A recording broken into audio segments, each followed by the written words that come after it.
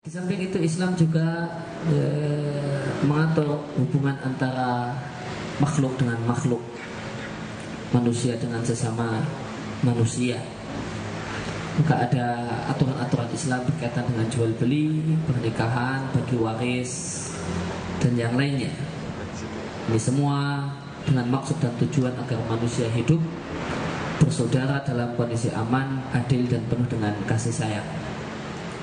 Maka berkaitan dengan masalah perdagangan, maka tidak lepas dari yang namanya transaksi.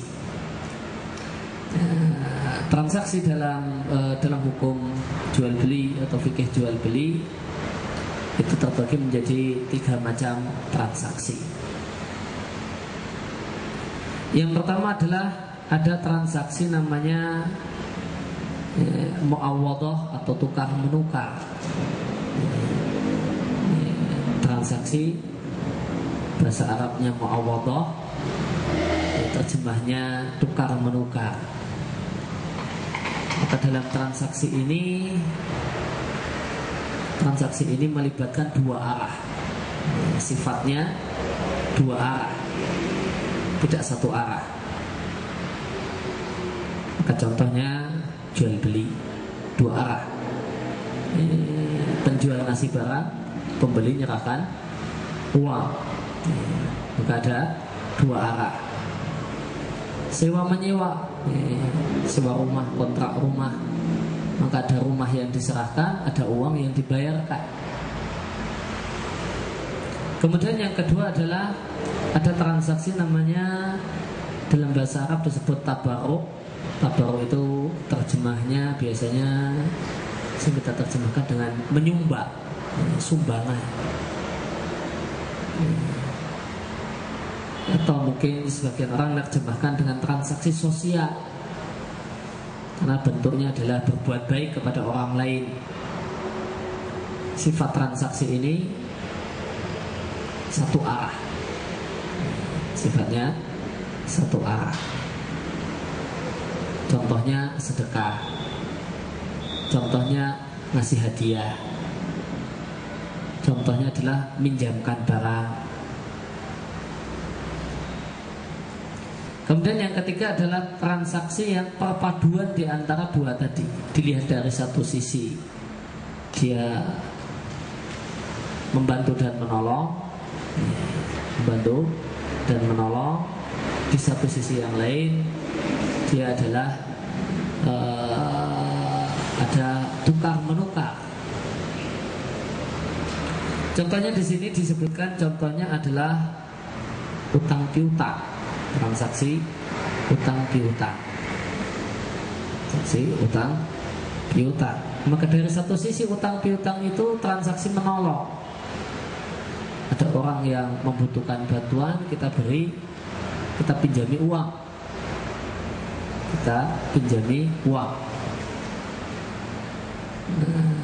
maka di sini ada unsur sedekah. Oleh karena itu Nabi mengatakan siapa yang ngasih utangi orang 2 kali maka sebagaimana sedekah sekali, dalam sebuah hadis yang sahih. Orang utangi orang 2 kali sama dengan sedekah sekali. Nah, dari sisi yang lain ada transaksi tukar menukar, karena duit tadi nanti harus dipulangkan oleh orang yang pinjam uang. Maka pembagian 3 jenis transaksi ini penting supaya kita bisa paham sistem perdagangan dalam ajaran Islam. Karena kalau sebuah yang namanya sifat transaksi tukar menukar itu pada dasarnya boleh cari untung, boleh cari untung duniawi, sewa menyewa, jual beli itu boleh orang bermaksud untuk cari keuntungan duniawi. Sedangkan kalau dalam transaksi menolong, maka tidak boleh cari keuntungan duniawi,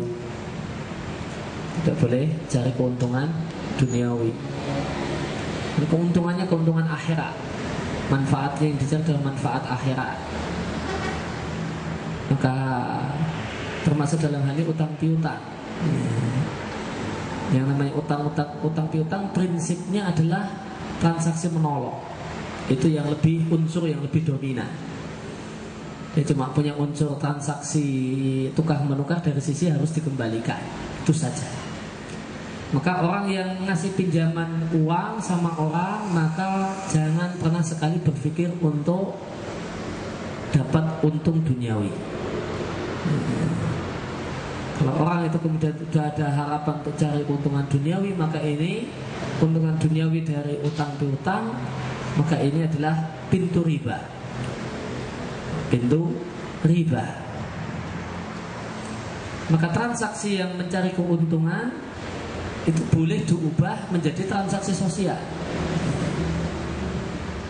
Jual beli, boleh saja orang mengubah jual beli dengan merugi. Belinya 15.000 dijual 10.000. Transaksi sah.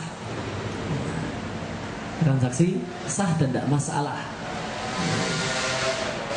Dia tidak cari untung, dia ubah menjadi bersifat sosial, itu tidak masalah. Transaksi sosial tidak boleh. Transaksi sosial tidak boleh dijadikan sebagai sumber keuntungan. Transaksi utang piutang tidak boleh dijadikan sebagai sumber keuntungan. Orang ingin cari untung dengan minjami uang pada orang lain, tidak boleh. Maka ketika salah satu dari kita ngasih pinjaman uang dengan orang, maka jangan pernah sekali-kali berpikir gimana saya dapat manfaat duniawi dari pinjaman uang ini. Namun hanya boleh berpikir saya dapat ganjaran, mudah-mudahan saya dapat pahala ganjaran di sisi Allah Subhanahu wa Ta'ala. Maka kalau orang itu punya pikiran cari keuntungan, maka akan timbul beberapa pertanyaan, dan orang tidak paham macam-macam transaksi ini menyebabkan orang itu bingung bulat. Ada orang tanya lewat email,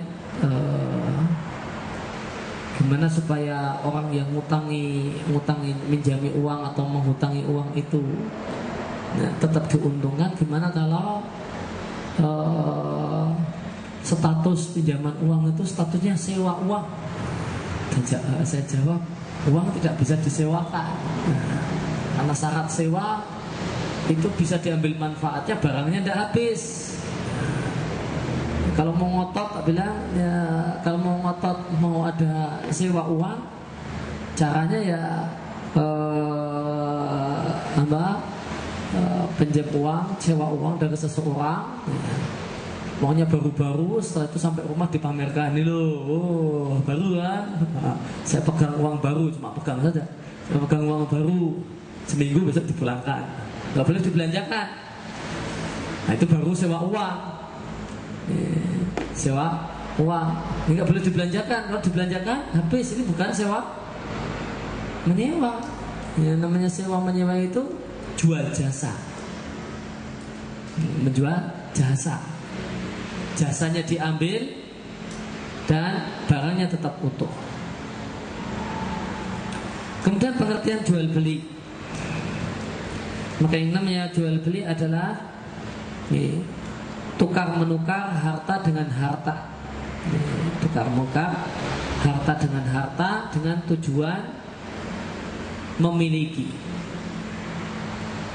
Ini yang namanya transaksi jual beli. Tukar menukar harta dengan harta. Harta ditukar dengan harta. Maka yang namanya jual beli tidak harus barang dengan uang. Barang dengan barang itu juga namanya jual beli. Dalam bahasa Indonesia disebut barter. Kemudian tujuannya adalah memindahkan hak kepemilikan. Maka perlu diketahui bahasanya dalam ajaran Islam, sekedar transaksi hak kepemilikan sudah berpindah. Tidak nunggu harus lunas. Tidak nunggu harus lunas. Maka kalau orang itu transaksi jual beli kredit, jual beli tidak tunai, maka begitu terjadi deal, oke, sepakat, maka barang sudah milik pembeli. Pedagang, penjual tidak boleh merasa ini barangnya, karena kepemilikan sudah berpindah dengan sekedar transaksi. Maka yang memindah kepemilikan itu transaksinya, bukan pelunasannya. Yang memindahkan hak kepemilikan itu transaksinya, dealnya itu yang memindahkan kepemilikan. Oke itu yang kemudian ini fake jadi, ya itu yang memindahkan kepemilikan, bukan lunasnya uang. Maka dalam ajaran Islam, kalau orang itu jual beli tidak tunai, maka begitu ini oke, deal terjadi, maka barang sudah jadi milik pembeli. Tidak boleh kemudian penjual ngambil paksa barang miliknya karena nggak lunas. Itu dia ngambil harta orang lain tanpa hal alasan. Jadi statusnya ngerampok. Jadinya, karena itu harta milik orang lain.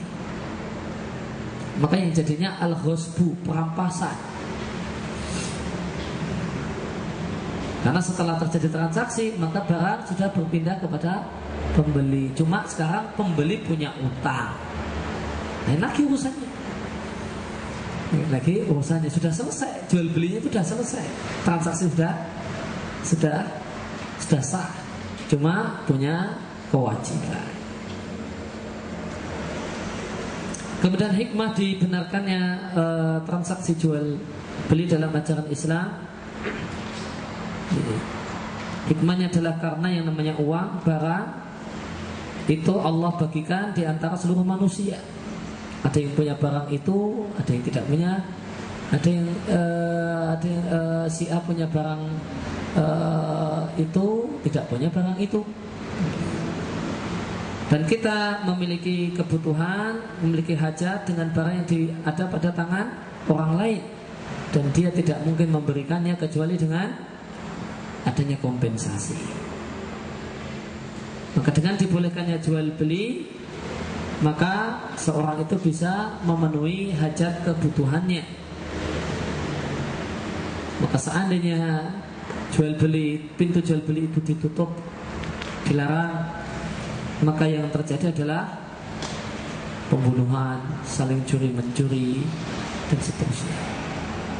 Maka hikmah dibolehkannya jual beli dalam ajaran Islam dalam memberikan kemudahan bagi manusia untuk mendapatkan apa yang dia butuhkan, dan itu milik orang lain. Dan berkaitan dengan adanya aturan jual beli dalam ajaran Islam, maka itu bukti bahasanya Islam itu anti paham sekuler.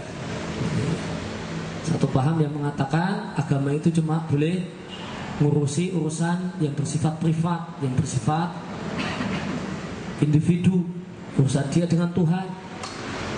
Nggak boleh campur tangan dalam masalah urusan sosial. Itu paham sekuler. Nah, adanya aturan yang detail dalam ajaran Islam tentang jual beli, bukti bahasanya Islam itu anti dengan paham sekuler, anti dengan paham yang memisahkan antara agama dengan kehidupan masyarakat. Bahkan Islam mengatur kehidupan bermasyarakat. Tapi unik dan lucunya ada hal yang unik dan lucu, orang-orang atau pihak-pihak yang dia propagandakan, yang dia sebarkan, yang dia dakwahkan itu adalah hakikatnya adalah cuma dibungkus namanya dia propagandakan itu adalah paham sekuler, liberal sekuler. Namun habis itu dia bikin fakultas jurusan ekonomi Islam. Ini lucu. Ini orang ini arahnya kemana kok bingungi. Yang dia dakwahkan itu sekuler. Itu urusan sosial, agama nggak usah campur tangan. Orang mau zina, orang mau homo, ini ya urusan dia. Nggak usah orang mau gay itu nggak usah diributkan sama agama gitu. Agama itu cuma ngurusi sholat, ngurusi ini saja, tujuannya dengan ibadah, ritual ibadah. Dan setelah itu bikin fakultas ekonomi Islam, bikin fakultas ekonomi Islam. Ini kan namanya guyon yang nggak lucu ini. Guyon ya nggak lucu. Maka dengan dia mendirikan bikin fakultas ekonomi Islam, itu membatalkan untuk menghapus maksud pokok dakwahnya, yaitu liberal dan sekuler. Itulah manusia sukanya kontradiktif. Oleh karena itu, maka berkait kembali kepada masalah jual beli, maka oleh karena itu, karena mengingat faedah yang demikian besar dari jual beli, maka jual beli pada asalnya diperbolehkan dengan sepakat ulama. Maka siapa yang mengatakan ini hukum asal jual beli, siapa yang mengatakan jual beli semacam itu haram, dia wajib mendatangkan dalil kalau itu haram.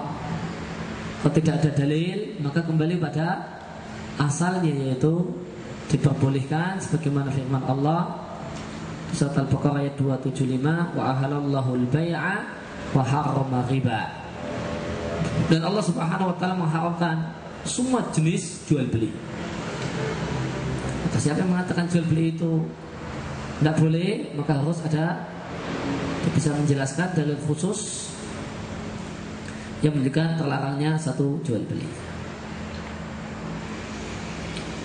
Kemudian poin berikutnya adalah syarat sah jual beli. Di sini disampaikan ada 7 syarat jual beli.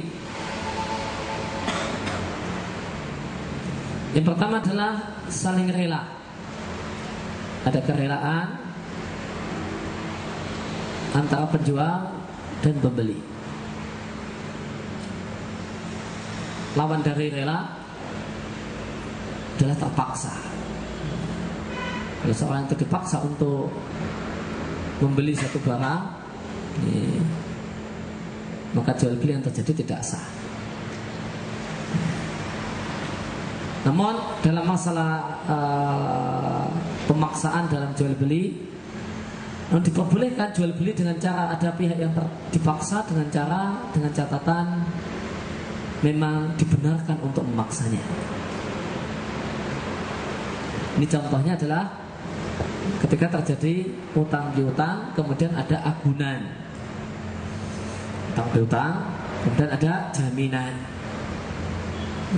Fungsi jaminan itu apa? Ketika jatuh tempo, utang nggak bisa dilunasi oleh orang yang berutang, maka orang yang berutang tersebut bersedia untuk menjual barang miliknya yang jadi agunan untuk kemudian menutupi utangnya. Itu fungsi jaminan. Manakala jatuh tempo nggak bisa bayar, maka si pemilik barang, dalam hal ini orang yang berutang, itu dia punya kewajiban untuk menjual barangnya. Nah, kok terjadi? Maka perlu diketahui bahwasanya jaminan itu, barang jaminan itu tetap milik si pemilik barang, yaitu orang yang berhutang, bukan menjadi milik orang yang menghutangi. Nah, ketika ternyata jatuh tempo telah tiba, ternyata orang yang berhutang itu tidak bisa melunasi utangnya, namun dia juga tidak mau jual barangnya, maka orang tersebut boleh dipaksa. Boleh dipaksa untuk menjual barangnya. Maka pemaksaan di sini adalah pemaksaan yang dibenarkan, maka transaksinya tetap sah.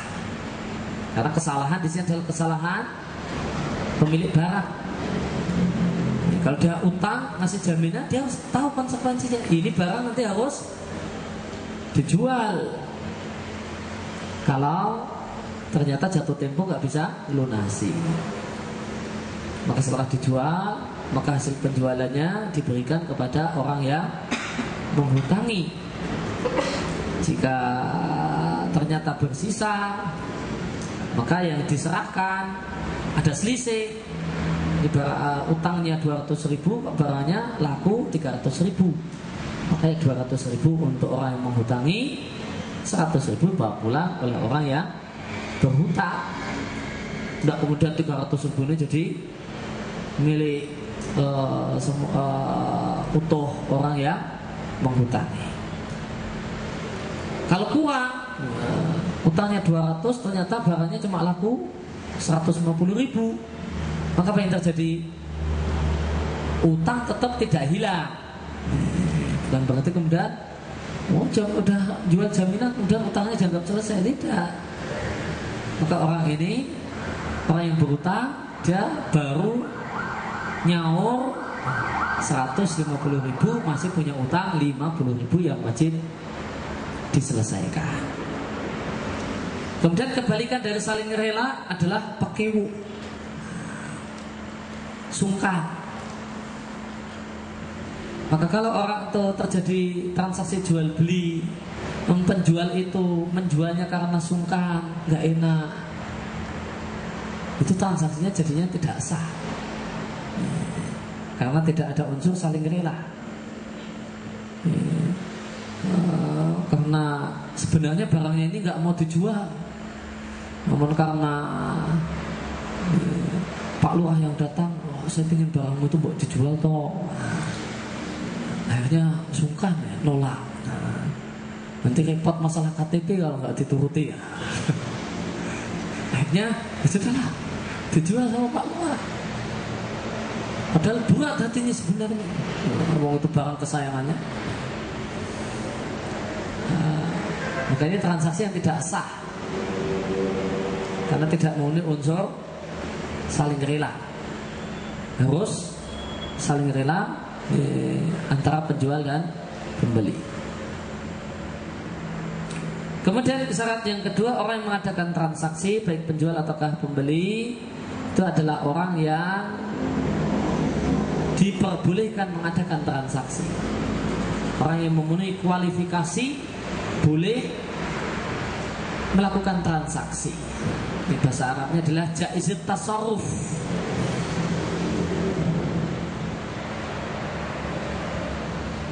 Siapa itu orang yang memenuhi kualifikasi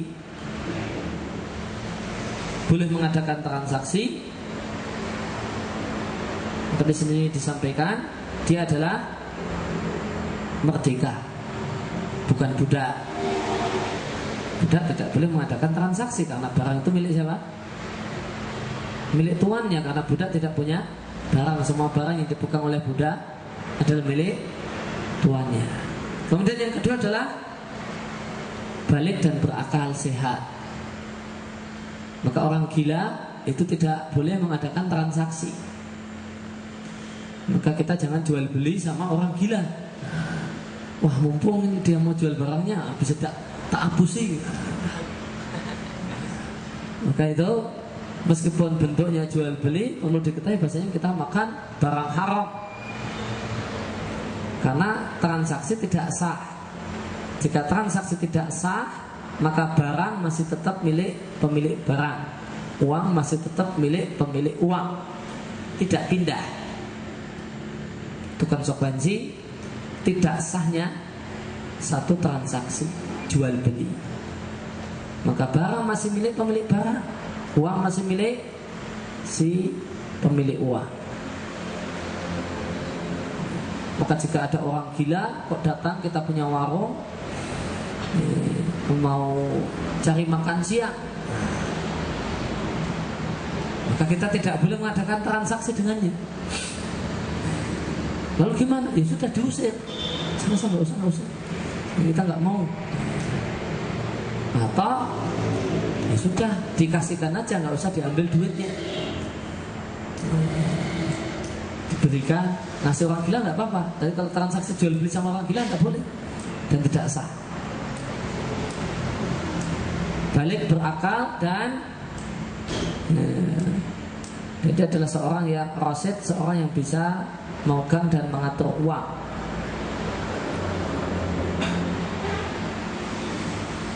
Dan tadi disebutkan merdeka, balik, berakal, dan bisa memegang uang. bisa ngatur uang. Bagaimanakah hukum jual beli dengan anak kecil? Jual beli di TK, jualan di TK, jualan di SD, balik 15 tahun, buka jelas aman, jualan di SMP mungkin, ya, dan lumayan, atau SMA 15 tahun ya, 12, 13, 14, 15 ya. Kelas 3 ya. Enggak mungkin cari yang kelas 3 saja kan. Maka jualan yang paling aman dengan di SMA gitu. Gimana jualan di TK, di SD? Ini diperselisihkan ulama bolehnya, boleh dan tidaknya, dan sah dan tidaknya. Kalau dalam mazhab Syafi'i, harga mati tidak sah. Dalam mazhab Syafi'i, harga mati nggak bisa ditawar-tawar, tidak sah. Jual beli di TK, jual beli di SD, di SMP, tidak sah. Makan barang haram. Karena ya, tidak mengenal ampun kalau di mazhab Syafi'i. Syaratnya adalah balik, tidak bisa ditawar-tawar. Sehingga fikih yang berlaku di masyarakat kita itu dalam ini tidak mazhab Syafi'i.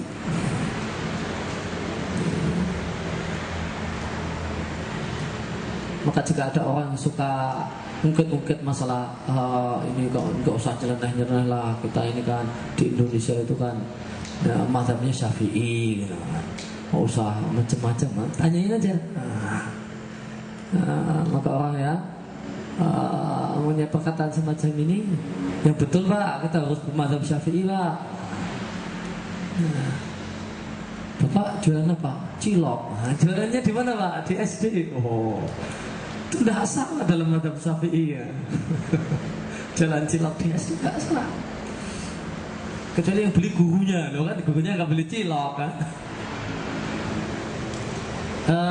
Dalam mazhab yang paling longgar dalam masalahnya adalah Hambali. Ya, di mana dalam mazhab Hambali diperbolehkan jual beli dengan anak kecil meskipun belum tamyiz, meskipun belum 7 tahun. Dengan catatan nilainya kecil sebagaimana umumnya yang layak dilakukan oleh anak kecil, 500 ya, sekitar itu dibolehkan dalam mazhab Hambali. Ringkasnya kesimpulannya, pendapat yang kuat dalam masalah ini adalah mazhab Hambali, dan itulah yang wa'alhil amal, dan itulah yang dipraktekkan di masyarakat kita, itu mazhab Hambali. Jualan di TK, jualan di SD, orang nyaman-nyaman saja, tidak merasa berdosa. Kemudian tadi dikatakan bahasanya ya, orang yang mengadakan transaksi itu adalah orang yang merdeka, balik, berakal, sehat, dan bisa megang dan mengatur uang. Maka bisa kita masukkan dalam poin ini adalah jual beli dengan orang mabuk. Maka jual beli dengan orang mabuk, ada orang mabuk beli rokok, ada beli rokok mabuk lagi. Maka ini jual beli ya bermasalah, karena orang ini nggak punya akal, nggak genep akalnya, karena dia dalam kondisi mabuk.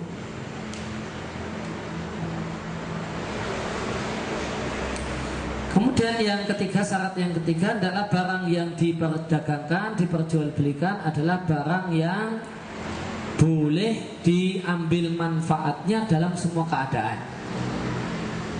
Maka syarat yang ketiga dari supaya jual beli itu sah, barang yang dijual, barang yang dibeli adalah barang yang boleh diambil manfaatnya dalam semua keadaan. Maka di sini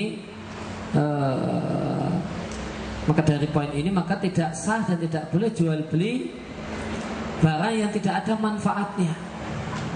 Si pembeli itu tidak akan dapat manfaat apapun, tidak bisa mengambil manfaat apapun dari barang tersebut.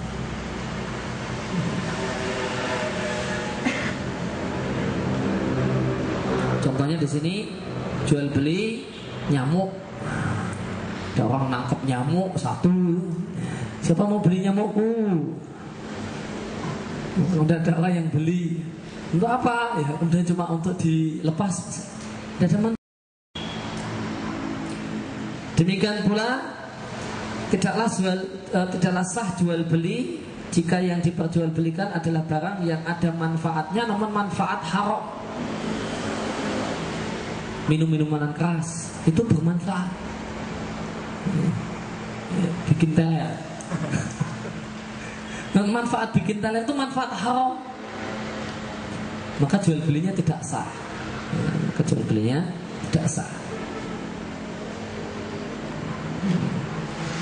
Jual beli babi itu ada manfaatnya. Kata penggemar babi, daging babi itu adalah daging paling enak. Kata penggemar babi itu daging yang paling enak.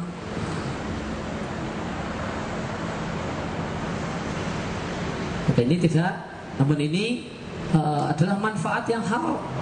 Maka jual belinya adalah jual beli yang haram, yang tidak sah. Berarti uang itu masih tetap milik pemilik uang. Yang pertama, yang asli, uang tidak berpindah. Maka si penjual babi ini, maka dia makan uang haram. Jika dia terima duit karena transaksi tidak sah, maka dia makan uang haram. Meskipun dia nggak makan babi. Saya cuma ini kok ternak babi tak jual, saya nggak pernah makan gitu.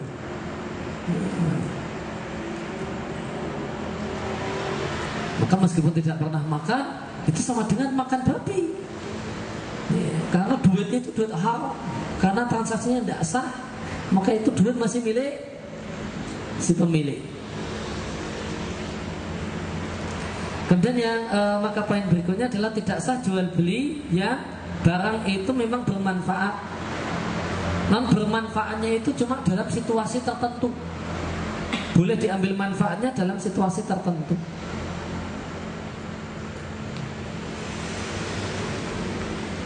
Semisal orang itu boleh makan bangkai, kecuali dalam kondisi terpaksa. Maka bangkai itu mubah namun dalam sebagian keadaan, tidak dalam semua keadaan. Padahal syarat barangnya apa? Memiliki manfaat yang mubah dalam setiap keadaan. Kalau dia manfaatnya mubah namun dalam sebagian keadaan ketika terpaksa, maka tidak boleh diperjualbelikan. Maka haram memperjualbelikan bangkai, kecuali bangkai ikan dan belalang. Ya, meskipun bangkai boleh halal ya, dalam semua keadaan. Bangkai ikan itu halal dalam semua keadaan, tidak harus nunggu terpaksa. Bangkai belalang itu halal dalam semua keadaan, tidak harus nunggu kondisi terpaksa.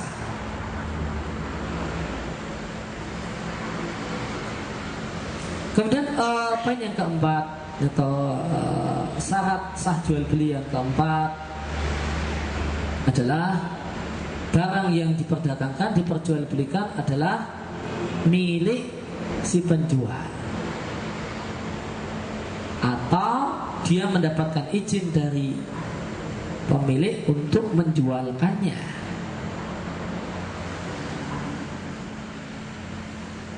Maka tidak sah menjual barang yang belum dimiliki.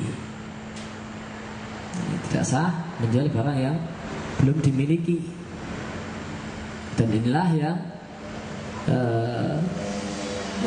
inilah kejahatan yang dilakukan oleh leasing. Itu transaksi yang terjadi pada leasing itu menjual barang yang tidak dimiliki. Lembaga-lembaga pembiayaan yang sering menyebabkan biayaan, yang sering bikin biayaan. Leasing atau lembaga pembiayaan ini dasarnya adalah menjual barang yang belum dimiliki. Pihak lembaga pembiayaan itu dia belum punya barang, kita datang ke lembaga pembiayaan tersebut, dan dia jual barang milik orang lain. Meskipun yang dia katakan ada kerjasama. Kita ke kantor leasing, kantor pembiayaan, kita mau beli Honda atau Yamaha atau apa, beli komputer, padahal dia belum memilikinya, lembaga itu belum memilikinya. Dan ini juga busanya KPR, pemilikan rumah, itu hakikatnya adalah menjual barang yang belum dimiliki.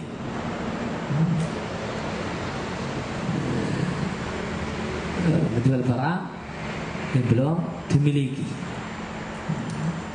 Bank itu belum memiliki uangnya, yang belum memiliki barangnya, dijual sama nasabah.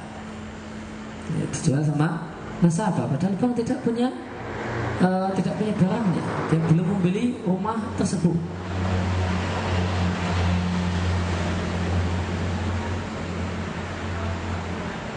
Maka yang terjadi adalah jual beli yang tidak sah. Jual beli lewat KPR, jual beli yang tidak sah, karena menjual barang yang belum dimiliki. Jual beli leasing terjadi adalah jual beli yang tidak sah. Nah, kita membeli barang dari lembaga pembiayaan dan dia tidak punya barangnya.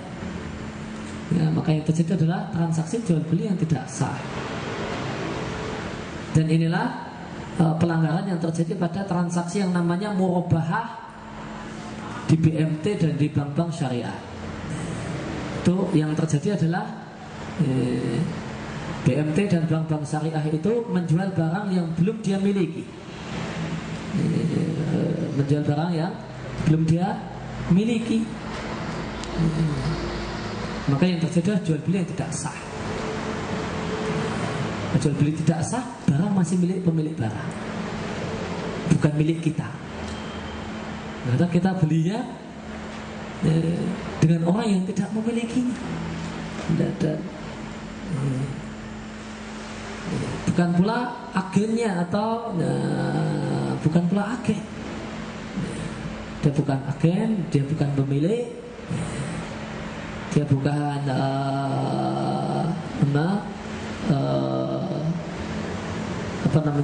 kalau pekerjaan penjual pegawai toko itu pramu apa? Pramuniaga. Bukan pramuniaga.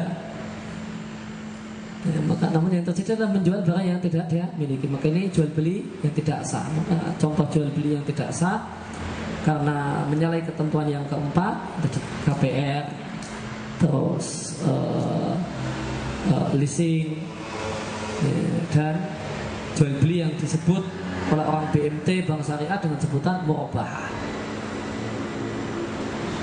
Semuanya adalah transaksi haram dan transaksi yang tidak sah karena menjual barang yang belum dimiliki. Kemudian yang kedua atau yang kelima, syarat sahnya transaksi jual beli adalah manakala barang yang diperdagangkan dan diperjualbelikan adalah diketahui oleh dua belah pihak. Diketahui oleh dua belah pihak, oleh penjual dan oleh pembeli. Dan cara mengetahuinya,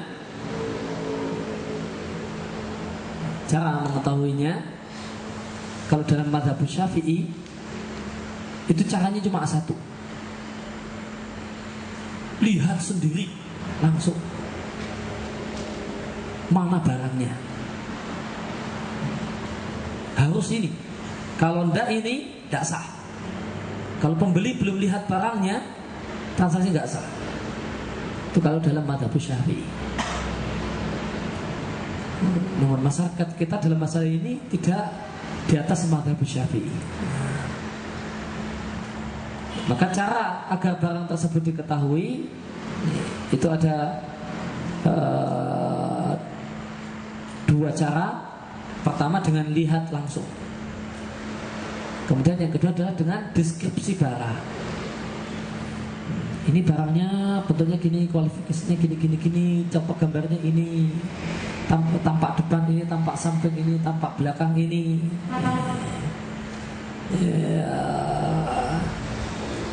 barangnya ada di gudang, barangnya ada di gudang.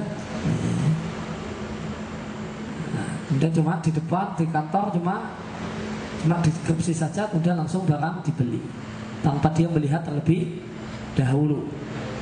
Ini kalau menggunakan mazhab Syafi'i, ini transaksi yang tidak sah, karena pembeli harus lihat. Namun menurut pendapat yang paling kuat, ya, tidak lihat pun tidak mengapa, dengan catatan, dengan syarat deskripsinya gamblang. Boleh dengan deskripsi, karena deskripsi yang lengkap maka itu mewakili melihat. Maka jual beli yang orang itu tidak mengetahui barang apa yang dibeli, makanya ada jual beli yang tidak sah. Orang bilang beli kucing dalam karung, dan ini orang tidak tahu kualitas barangnya seperti apa, kemudian dia beli, ya, maka boleh jadi dia kecewa, boleh jadi barangnya masih ada dalam bungkus, belum dibuka, dia juga tidak tahu deskripsinya, nggak tahu gambarannya secara detail, maka ini jual beli yang tidak sah. Apa contoh realnya?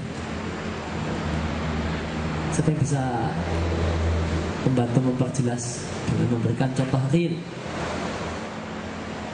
Kalau yang pernah saya dengar, ada orang misalnya kantor-kantor HP itu kadang yang dia bisa servis itu beli satu karung HP dengan ada yang rusak parah, ada yang bagus, modelnya satu karung, dan tidak diketahui bentuk masing-masing barangnya, namun harganya sekian di satu karung. Itu pokoknya macam-macam. Meskipun tujuannya bilang kamu mesti untung, bisa nyervis, beli ini mesti untung, harganya segini. Meskipun demikian, mungkin ada jual beli yang tidak sah, karena tidak ada deskripsi detail. Kalau deskripsi detail, maka ini di karung ini ada sekian jumlah HP, yang bagus sekian, mereknya ini, nah, yang jelek rusaknya setengah parah, ini yang merek gini jumlahnya sekian, dan seterusnya.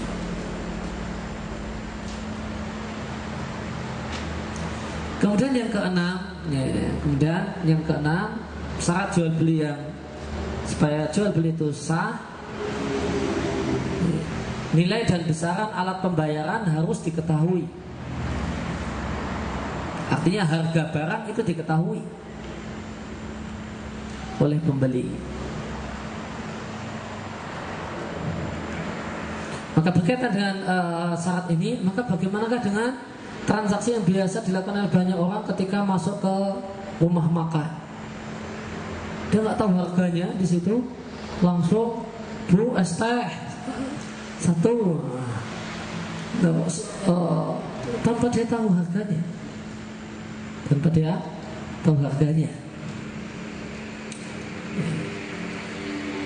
sah apakah tidak? Halal nggak nasi yang dimakan? Harganya belum tahu. Ini ayam, ini paha, ini berapa harganya belum tahu. Udah dimakan baru dibayar. Maka berkaitan dengan masalah poin yang keenam ini, ada satu kaidah dalam ilmu fikih yang bunyinya al-ma'rufu urfan kal masruti syarta kal mansusi nassa. Sesuatu yang telah diketahui berdasarkan kebiasaan, maka itu seakan-akan sebagaimana ucapan. Seakan-akan sebagaimana ucapan. Itu kaidah dalam fikih yang membantu kita untuk mendudukkan masalah poin yang keenam. Sehingga jual beli, makan di warung langsung makan dan setelah selesai baru bayar, itu bisa sah. Bisa sah. Manakala harga yang dipatok di warung tersebut adalah harga standar. Ya di mana-mana harganya segitu. Maka ini berarti al-ma'rufu urfan. Harganya itu diketahui berdasarkan kebiasaan. Meskipun tidak kita ketahui berdasarkan lisan si penjual. Maka para ulama fikih mengatakan sesuatu yang telah diketahui berdasarkan kebiasaan itu sebagaimana sesuatu yang ditegaskan dengan lisan, jika boleh. Dengan catatan kecuali jual beli ketika kita mau beli barang di tempat-tempat yang di situ harga off itu tidak berlaku. Karena ada banyak tempat itu harga off itu tidak berlaku. Terminal, pelabuhan, pop mie itu harga di luar berapa, 2000 atau berapa. Kalau di pelabuhan sebelum naik kapal itu 5000, di atas kapal 10.000, di atas kapal 10.000. Bandara itu harganya nggak standar, harganya bukan harga wajar. Tempat-tempat wisata itu kalau orang mau jual beli di sana, maka dia harus tanya dulu harganya biar kemudian dia tidak kaget. Ternyata dia tidak setuju dengan harga segitu. Wah ini nasi plus tempe itu cuma sekian kok. Kok di sini di pantai harganya dari sekian. Nah, maka ini jual beli tidak sah jadinya. Kemudian yang ketujuh, yang terakhir, jual beli, terakhir dari syarat jual beli, syarat jual beli, barang yang diperjualbelikan itu mampu untuk diserahkan oleh penjual kepada pembeli. Maka jika tidak bisa diserahkan maka tidak sah. Contohnya di sini menjual ikan yang masih di lautan, belum ditangkap, atau menjual burung yang lagi terbang, maka dinilai sebagai jual beli yang tidak sah karena gambling. Ya kalau kemudian nangkapnya berhasil sebagaimana ini, ya kalau burungnya kembali dengan selamat. Nah, kalau terbang kemudian hilang, mati, ya, maka dirugikan orang yang membeli. Namun jika ikan yang masih ada di air itu bisa jelas ditangkap, seperti orang jual beli ikan bakar atau ikan goreng, itu ada akuarium besar tinggal ditunjuk, maka ya tidak masalah. Yang masalah adalah bisa menangkapnya itu satu hal yang gak jelas.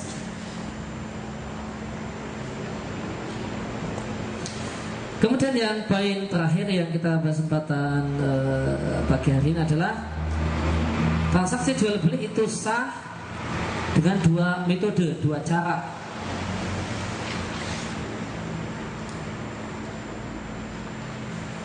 Yang pertama adalah dengan kata-kata. Penjual menyampaikan ikrar menjual, pembeli mengatakan menerima transaksi. Saya jual barang ini padamu, ini jadi milikmu, atau kata-kata semacam itu, ini jadi milikmu. Tolong saya kasih uang sekian. Kemudian pembeli mengatakan siap, oke, ya tidak apa-apa, saya terima, atau kata-kata semacam itu. Kemudian yang kedua adalah dengan perbuatan, tanpa ada satu kata-kata, satu patah pun kata-kata. Semisal kita jual beli di supermarket, itu nggak ada omong-omongnya.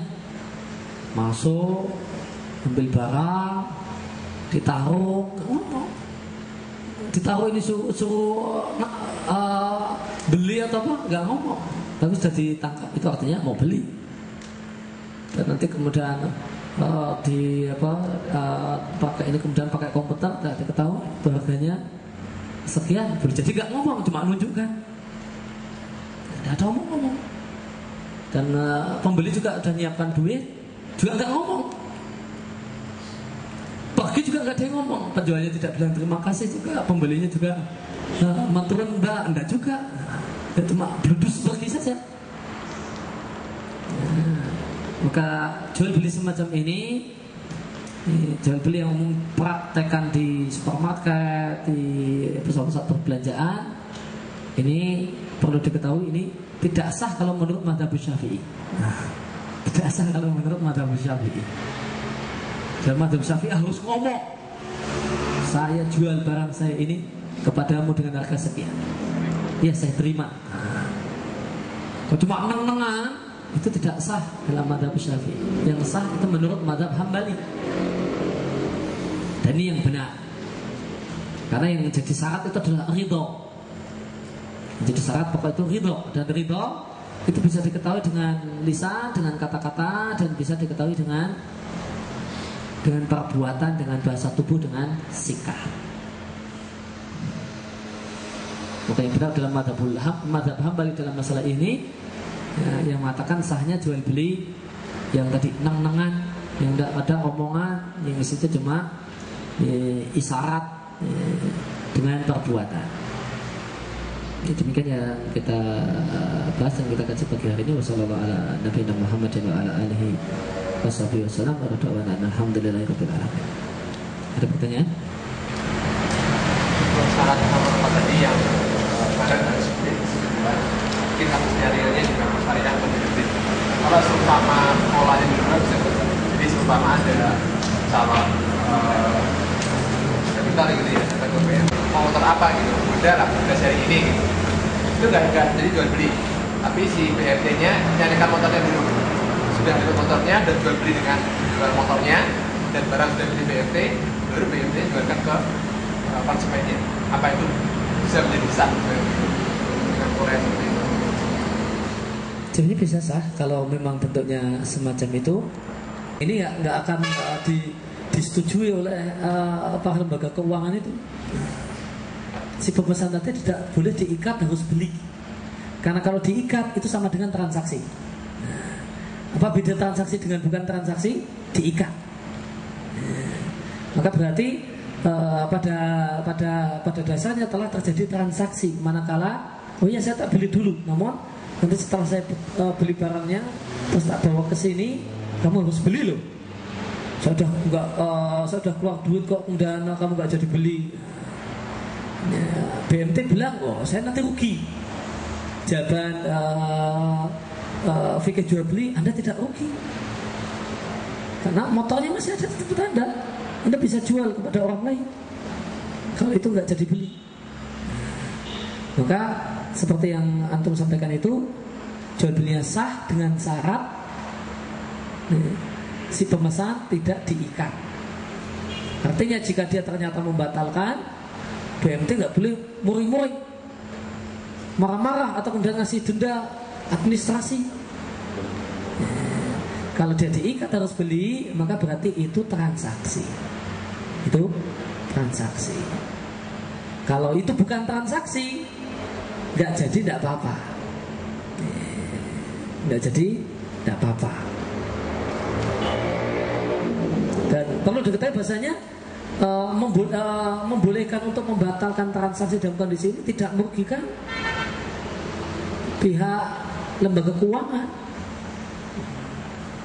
Dia nggak rugi, mau dia masih punya barang. Nanti dia tawarkan siapa mau beli ini.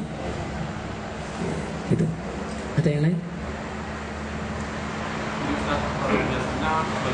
Kalau ada tiga pihak, jadi penjual yang punya barang, sedangkan pihak kedua pembeli tapi tidak punya alat tukarnya, dan pihak ketiga tidak penjual tidak pembeli tapi yang membayari, sedangkan hubungan yang membayari ini memberi pinjaman kepada si pembeli. Itu kita ada bahas kan masalah leasing kan. Yang punya duit itu transaksi hutang piutang, dan hutang piutang tidak boleh cari untung. Jadi pelajaran pertama di depan, kalau yang hutang piutang nggak boleh cari untung. Kalau dia mau cari untung harus jual beli, bukan hutang piutang.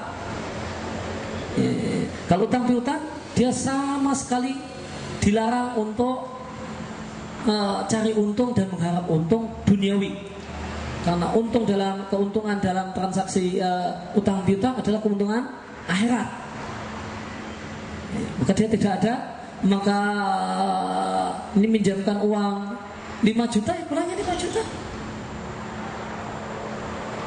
Kalau dia ingin keluar modal 5 juta lalu dapat 6 juta, dia harus jual beli. Kalau harus jual beli maka duitnya tadi untuk pulaan dulu. Untuk pulaan dulu baru dia jual. Kalau dia belum pulaan nggak punya barang, maka transaksi jual belinya tidak sah. Karena syarat sahnya transaksi, yang jual itu punya hak untuk menjual karena dia punya barang atau disuruh oleh pemilik barang untuk menjualkan. Gitu. Jadi intinya kalau si yang memberi pinjaman ini tidak memberi bunga berarti sah. Iya, sah, tidak masalah.